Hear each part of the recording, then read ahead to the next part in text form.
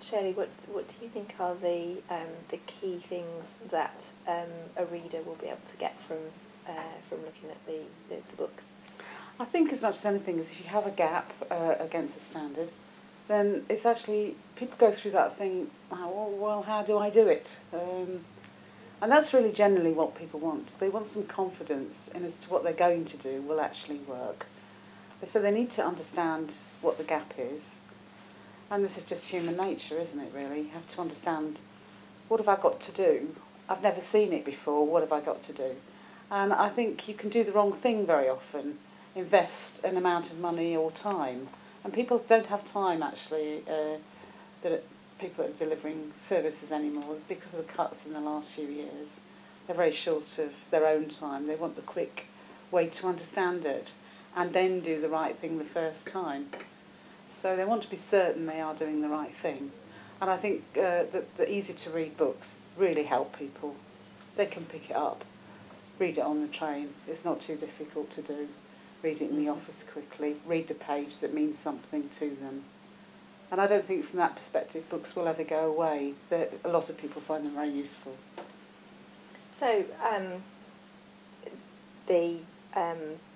in terms of the books themselves, who would you suggest should be reading them? Again, a very broad base of readers. People who have some understanding of service management, but actually want to know how it all fits together. The practical examples, so that basically anyone who needs to understand the practical issues around making service management work really well. So senior operational manager, people responsible for a particular process in service management, people with operational line management in a service provider's organisation, people who do internal audits, external audits, and even customers who are maybe frustrated because they're not getting the service they want. And even regrettably, there are still many customers who are forced to understand the language of their service provider, and that will actually help them understand.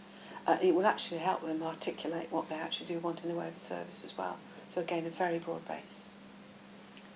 Shirley, in terms of the readership and the books, how else do you think they will help people move forward in using the standards? Well, I'd like to pick up on Jenny's point, really, about customers and their use of it, really. Because certainly in my experience, having an easy-to-use and read book, I've actually used it with clients where they are frustrated by their service provider. They can actually read things like this Service Manager's Guide, and they suddenly understand what's happening on the other side. And then they start to have a far better exchange with the service provider.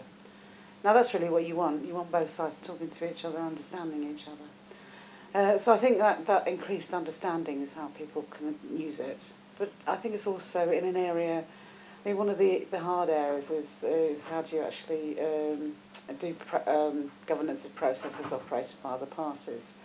And who does that mean? Who should I be looking at? Should I be worried about that or not? What is the gap? And I think in those kind of areas there's really some useful advice in there with examples which are also very useful for people. So I think it depends what your gap is, what your problem is, what you're worried about. But it is the kind of thing you can read probably from cover to cover if you want the overview. If you're a process owner, you can actually go in and read that section about your own processes. If you're in a senior management team, you probably need an oversight of the book, but you would actually focus on some of the key chapters in there.